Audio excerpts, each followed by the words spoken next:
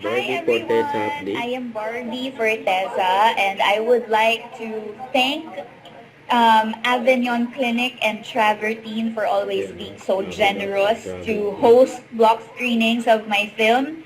Now, we just finished watching Until She Remembers and sobra ako nagpapasalamat sa kanila dahil their support goes beyond taking care of my skin.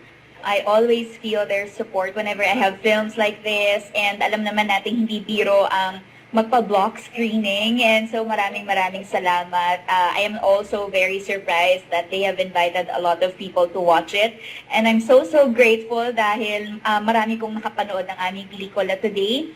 I would like to thank Travertine for always showing their support together with Avignon Clinic. And ngayong Women's Month, I hope a lot of women would come and visit Avignon Clinic to spoil yourselves as I would do. Next week, actually, pinaprep ko na yung sarili ko kasi ni-schedule na ako ng Avignon. It's one of the best ways to celebrate Women's Month, diba? Celebrate yourself. Reward yourself this month. We all earned it, we all deserve it, and this time, it's Avignon. Yan, no? It's Barbie. We should thank Facebook. Avignon and Travertine.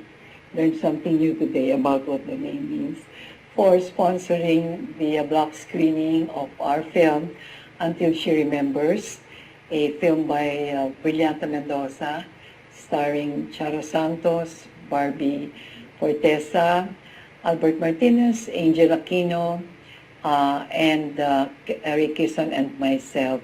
It was a beautiful experience filming it, produced by Wilson Cheng of Solar Films.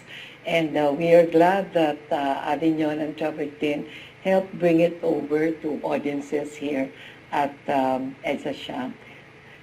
Thank you very much. I hope that we will be able to share the experience and the word about the film through Avignon and Travertine. Yan, no? Don't forget to subscribe, click the notification bell for more updates. This is Richard the Action Live. Stay tuned for more videos. See ya.